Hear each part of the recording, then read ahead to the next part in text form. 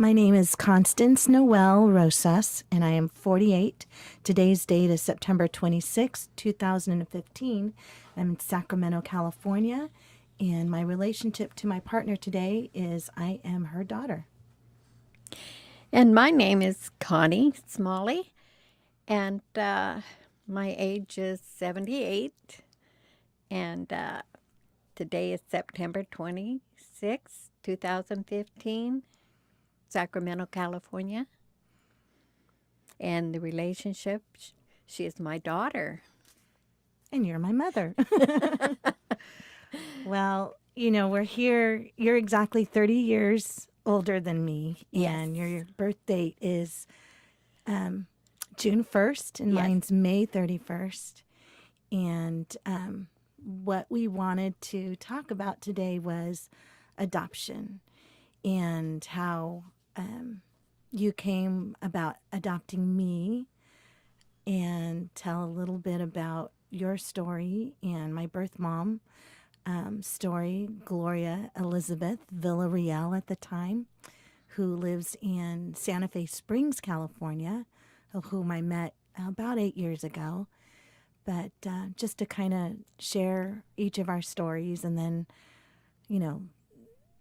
how I feel as an adoptee.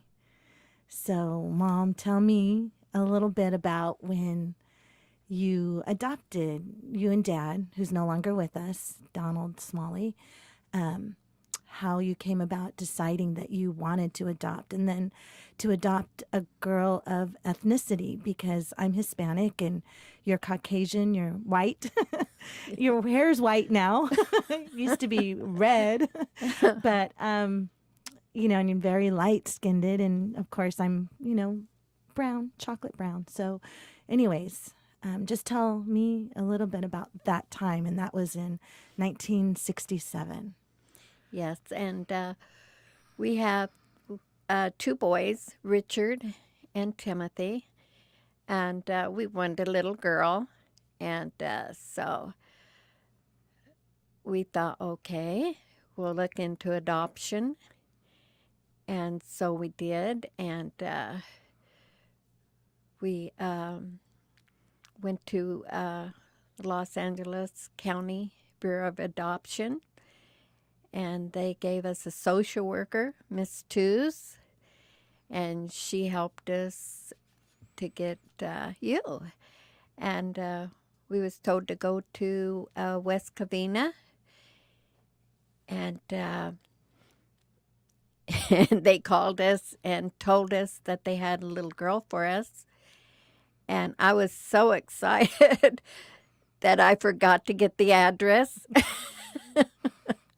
But we finally got the address, and our two sons, Richard and Timothy, went with us, and they saw her first, and we just fell in love with her.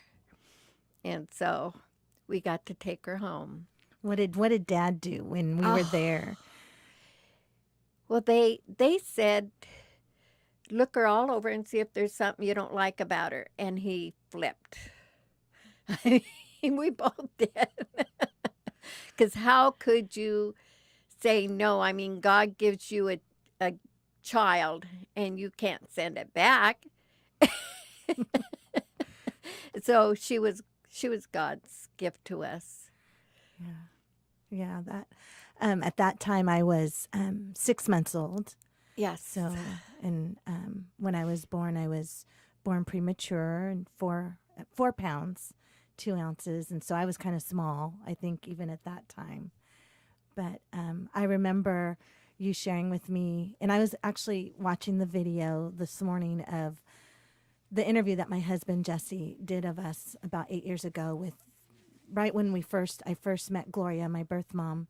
She came to Sacramento, and so we were sitting in my living room, and you're on one side and she's on the other side, and I'm in the middle. And so husband was videoing us, and I haven't been able to bring myself to watch that because it was such an emotional thing. You have such a wonderful story on one side where someone's getting this baby, and then another side where, it was just saddening because she didn't want to give up her baby. But I watched that this morning, and it was quite emotional. But you were sharing that you decided to adopt because you had 2 boys and your sister had 5 girls, Yes, and you were afraid that if you didn't, you wanted a little girl, and that if you didn't adopt, you'd have 5 boys.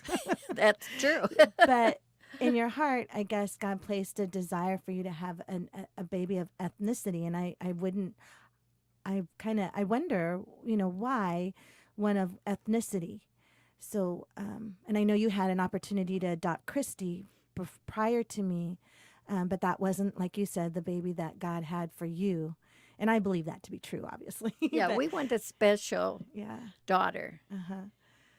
so so was that just being ethnicity, a child of ethnicity that did it matter to you what ethnicity or? No, it didn't. Mm-hmm. We just wanted a special daughter, and Mm-hmm. the Lord gave us one. Mm-hmm. Yeah. And so at the time, we lived in California, and then I remember from the tape this morning watching it, my husband asked a question, was it difficult having a daughter or a child of ethnicity when, we're a Caucasian, well, it's still a Caucasian family. How was that then? It was no problem to me. I mean, people looked at me, but hey, you was a gift from God. And when I look at somebody anyway, I don't look at color. Yeah. It's Yeah. the person. Right. That's good. Well, and I know that you moved back to Iowa, where you and Dad are from, and, it was a little different. And I remember as a teenager when Grandpa passed away, we had went back there for a year and to settle his estate. And I think I was in probably 8th grade, 7th or 8th grade. And I remember we lived in Waukee, and there was no children of ethnicity there. There were none. I mean, we were out in the country, and I remember going to school and looking in the cafeteria time and looking across the way, and I saw, of course, my best friend still, Shelly, who is a child of ethnicity. She is also Hispanic, where there were none. And I remember seeing her and having, at that time, we came from Phoenix. And I remember looking at her and going, wow, you're just like me. And so we, of course, became best friends, and later learned that her dad and Dad went to school together, and they too adopted, and just kind of an amazing thing. But just kind of looking back over the years. And for me, growing up in a family being different, it was at times challenging. As a teenager, it was kind of, it was had its times, where you're just seeking to fit in and you're not sure where you fit in, and you have a family, it's like that on Sesame Street, which one of these is not like the other type thing. And so that was kind of challenging. And, as a family, you have good times and you have different times, and those different times aren't always what you hope them to be or expect them to be. But for adoptees, I would say that I've learned for myself and for other adoptees is that, you don't choose the family that you are born into. And even as an adoptee, you don't choose the family that you're adopted by. But truly it is by the grace of God that we are given life. And being given life is such a precious thing that I pray that this message blesses many, and young girls and adoptees as well. But having watched that video, what do you remember, having sitting there with Gloria, my birth mom, as she was telling her story?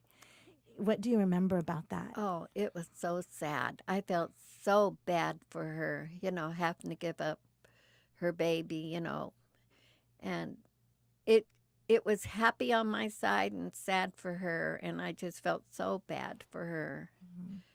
Yeah, I remember, believing through the years, my, wondering where I came from, and wondering, it's just something as an adoptee. It's one thing when you look like everyone in your family, but it's quite another when you don't. And, Grandpa, you would say you're brown because you drank a lot of chocolate milk. But there came a point where I didn't quite believe that anymore. So, wondering where you came from and not quite knowing, there sometimes was an emptiness there. And not that I felt like I was missing anything, as far as love or, acceptance or anything like that, because, just my brothers are my brothers and that's just how it was. And my mom's my mom, my dad's my dad. But just knowing who you look like and so forth. And so through the years, I would just kind of, think about if I would ever have that opportunity, never feeling anything ill towards her, but just wondering, and No, so, I never wanted you to feel, ill towards her, yeah. because I even said, whenever you get of age and you want to find her, Yeah. I'd help you. Well, and that I appreciate so much because you're so supportive. And that brings me to kind of what I was going to share too, is that if I ever had that opportunity to be able to meet my birth mom, I wanted you to be such a big part of that, because you as my adopted mom and her as my birth mom, it's like you have something that only you two understand that I couldn't, begin to understand. And so, so I would tell my husband through the years, that's, if I ever get to meet her, this is how I want it to be. I want her to be there and be a part of it and to share that moment with me. And so then when, she came to Sacramento and immediately, I had my husband go pick you up. And it was so beautiful to see that when she walked into the house that you both just stopped and embraced each other. And I just stood there like, wow, this is, God is so good to me, because I never thought this would happen.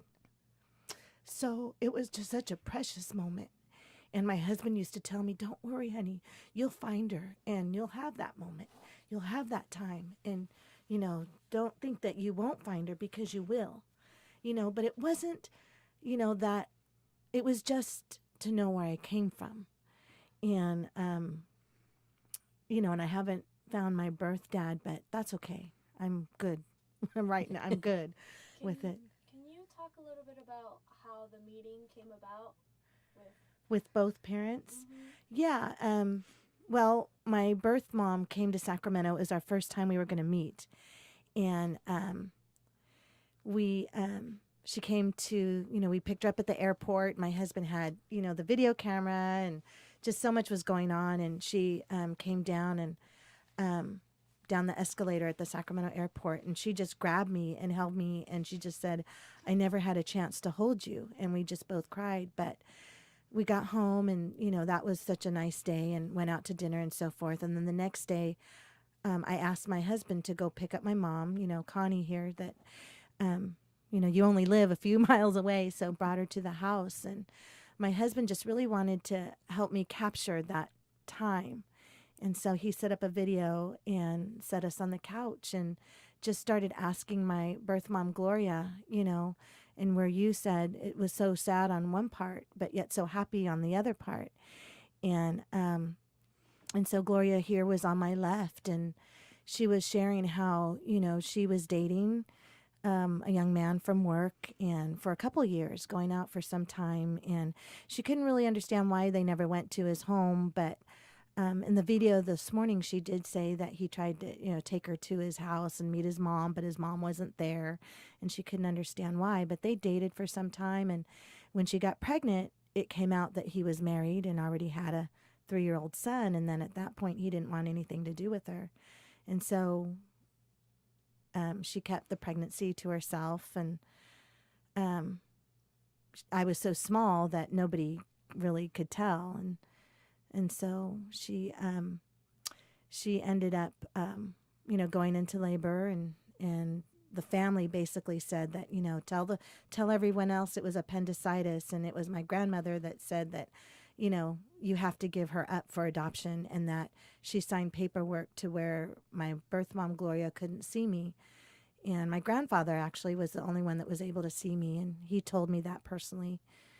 He since has passed, but he told me that, and I could just see the remorse in his eyes. And he told me he was the only one that got to see me. But, Gloria went on to say after she went home, it was very hard. And the only other person that knew was her brother, who was 15 at the time. And So through the years, they would talk about it. And Gloria did say that, you know, her sister Ramona, you know, had my cousin and my cousin Linda, who is just the same age as me. She was born in August and I was born in May. So she never forgot, you know, every time she'd see Linda or the things that she was going through, she would remember, you know, my daughter must be going through this, or my daughter's this age. And so, so anyways, it was a little sadness on one side, you know, but I remember Gloria saying that, you know, she had to give me life.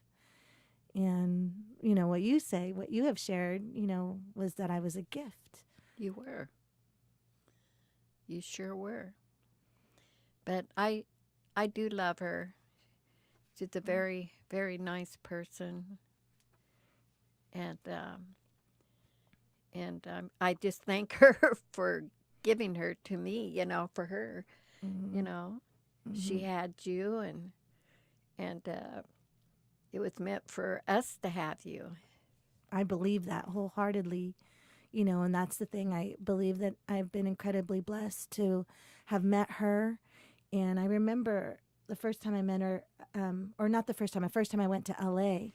And I don't know if you've ever seen that movie, Antoine Fisher, at the end where he meets his family on his dad's side, I think. And the grandmother was there, and there were so many family members, and there was a feast on the table. And I remember going to LA. It was right after Christmas. We went down and walked in the house, and there was family members and friends, and there was a feast on the table. And I walked in, you know, this Hispanic family, and so far the only Hispanic family I've really encountered was my husband's, you know, which are all wonderful. But, you know, this one actually belonged to me. This is where I came from. And so I walk in this house and photograph, picture, you know, taking pictures and video cameras, and this, it was so overwhelming. You know, walked out of the place and I'm like, somebody please get me something to take a drink of. I don't know, this is overwhelming. But then coming back in and just apologizing and just saying, look, you know, I don't know what I did to deserve this and why God has blessed me, you know, to experience this. And everybody just embraced me and hugged me. But, you know, I've since, you know, met my biological brother and sister, and, you know, I'm so very different. You know, I'm not raised in LA.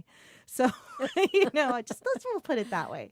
And I'm thankful for it, you know, but I really believe that God had a plan. And, you know, being that, you know, my oldest brother, Rick, your oldest son, is passed when I was 14. And, you know, Tim, my other brother, kind of estranged from the family, and Dad having passed, you know, it's just me and you. And I just, I know that I was given to this family for a reason. And I know that it was in his plan. I don't question that by any means. And I'm thankful to know who I am, you know, not just from a birth standpoint, but, you know, from adoptive standpoint, but that the Lord has shown me who I am in him. And so it's a huge blessing, you know, knowing and, you know, just not having any doubt, you know. And Yeah, that's a good thing. And I think having a good attitude towards my birth mom, not knowing her reasoning, you know, I Yeah. didn't know all that until later, you know, why she gave me up. But, you know, I always, even growing up, I kind of thought, wow, at least, you know, she gave me life. She gave me life. And that was huge because, you know, some babies aren't given that opportunity. That's very true. You know, and I know that's kind of key in our nation right now, but, you know, I could have been one of those, but I'm not. And, you know, and so my life is meaningful for something. And I have a wonderful family, you know, 2 daughters and a grandson and a wonderful husband. And, you know, I'm not all greatly successful, but what's success anyways? You know, I think if you know who you are truly and are okay with that and okay, you know, at peace within yourself and, you know, to be real honest, fulfilled with the love of Jesus, then that's success right there. That's truly a blessing. You know, and I remember a couple years ago, this is really awesome, but do you remember me telling you or showing you the card that Gloria sent me, the Christmas card? Ah. It was the exact same one that you gave me. Oh, yes, I do.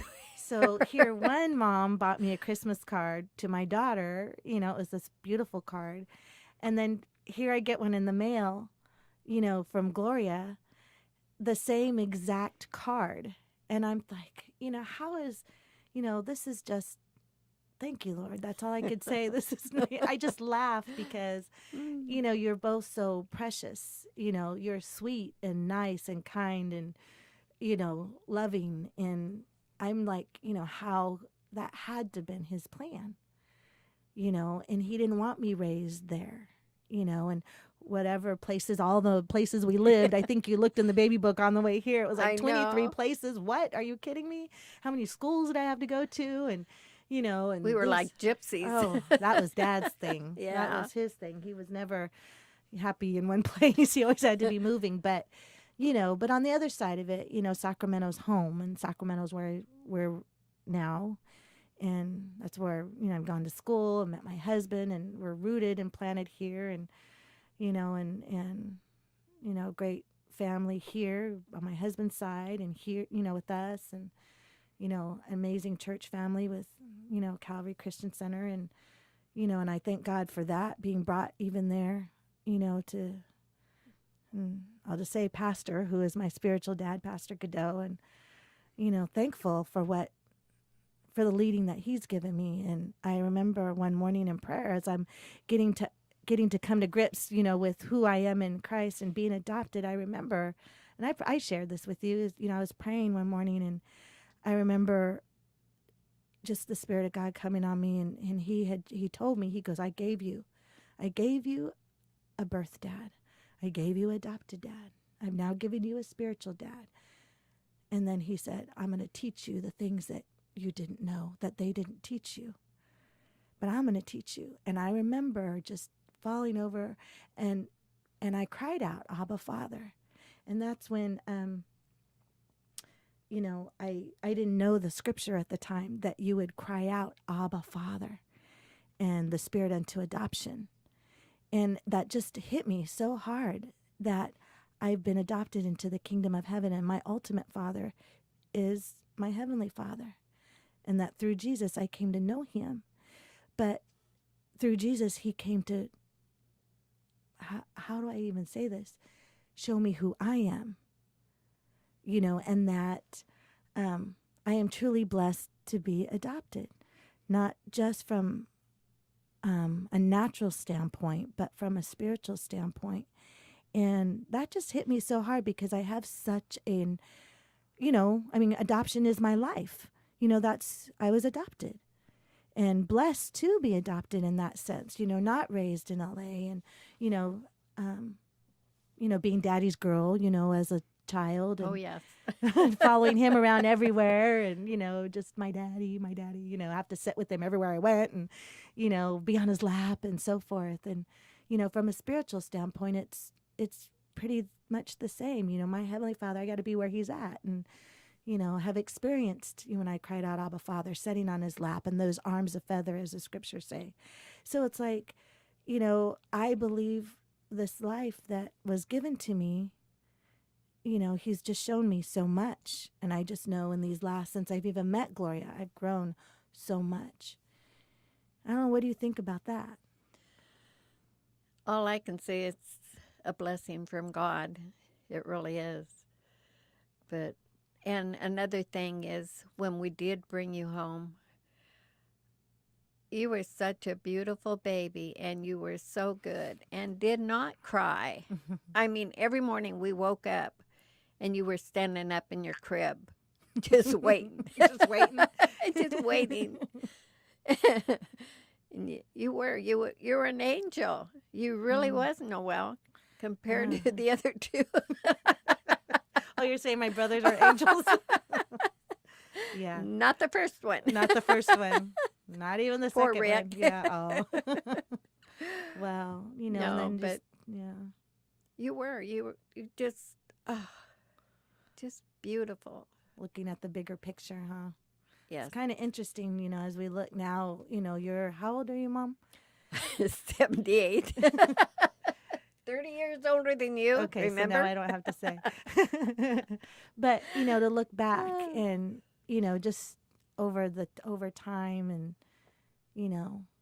it's just pretty kind of amazing, huh? And you look at, and every family has a story. Everybody Yes. has a story. Every person out there has a story, and it's kind of funny. When I don't know. I laugh because I just think, wow, and then to take the story, and I hope that it will be a great blessing to others that are adopted or others that are considering or adopting, or those considering not giving life to their babies, or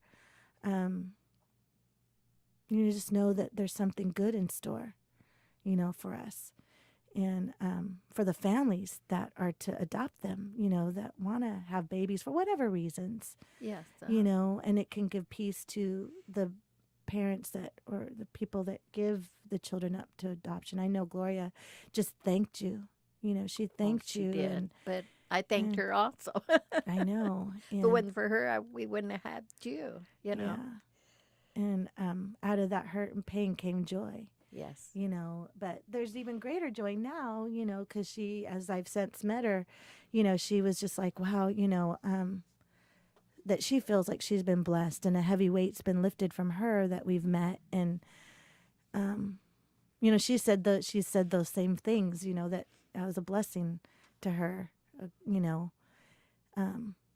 brought her some joy. And I know she's kind of had a hard life. And I remember her when we first started writing, because, we didn't immediately see each other for a year because you don't know who people are really. So we started writing each other. And, but I remember her writing me, and she sent me pictures, and we, remember the whole, what did we do? The P.O. box, because we didn't want to give our home addresses. You don't want people showing up on your door, because, you just don't know if people want something from you. And I just wanted to kind of see. And I have my family to protect, and she had her family too.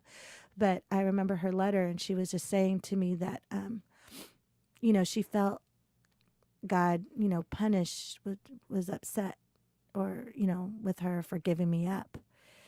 And, I know that wasn't true. But it wasn't her fault. It wasn't her fault, and it wasn't God. And I remember writing her back and said, no, you gave me life. You're an angel to me.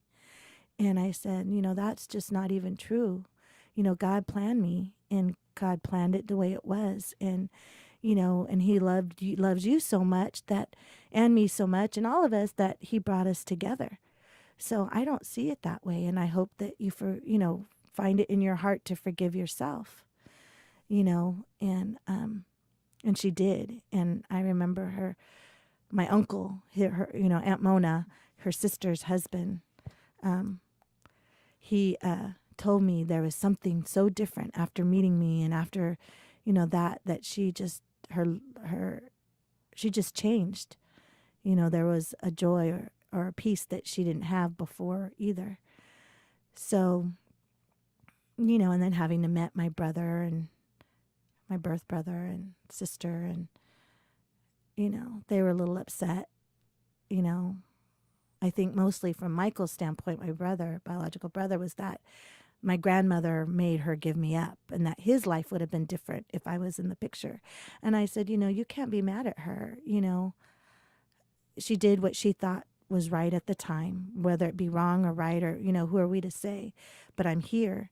And your life as it is, yeah, things happen when you're a kid, but as an adult, you choose to make it what it is. And so some of those choices are yours, but whether I was in it or not, we don't know, and you can't ask that, you can't lean on that. But it is what it is, and you have to forgive and make your life what you want it to be, That's very true. And, as far as Monica, she's needs a little help. That's what needs, a little help. But, it's been a blessing, and, and I don't know. I know you mentioned, I was adopted 4 days before Christmas. Yes, I had a birthday present. You were born the day before my birthday. And then the 21st, we had a Christmas present. And so my name is Noel, Noel, just like Christmas. So my kids, Angela and Celia, through the years, love when we go shopping at Christmas time, when they hear that song come over the loudspeaker, they both would just start singing the first Noel. Oh, what had happened? We gave you the name Constance, but you never did react to that. So when we called you Noel, your middle name, then you turned around really quick, you know. Mm-hmm. And so that's why we called you Noel. Yeah. And Dad used to call me Dolly. Yeah. Mm-hmm. Yeah. So, yeah. I know. I still go by Noel. I don't think I learned how to spell it until I was in junior high. It's like, what's Constance? What is that? The only Constance I ever knew at that time, she was a little conceited, didn't much care for that. But, but, so I don't know. It's, I just hope what I want through this, I don't know. I'll share that in a minute. What do you hope happens since we've shared that this? somebody can get some good out of it, you know. And because there are so many children out there, and if somebody is looking for a child, you know, it's a wonderful way, you know, of getting a child. To me, I just didn't want all boys. I wanted a girl. We wanted a girl. Yeah. Well, I think you shared too at one time. I think, yeah, you still have the receipt. You said I cost $25. Yes. When they went by our income, and they said $25. We said, "Whoa, That's it." Okay. yeah, What a deal. yeah, Wow. I know it's much different nowadays. yes, Wow. it probably is." Yeah.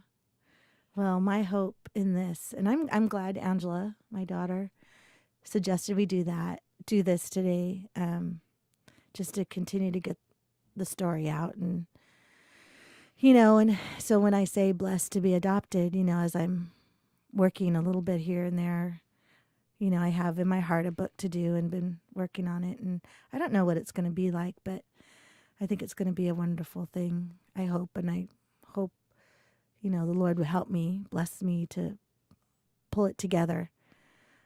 Because who knows? Everybody lives on purpose, and I think we have to find what our purpose, and I believe I'm on purpose here.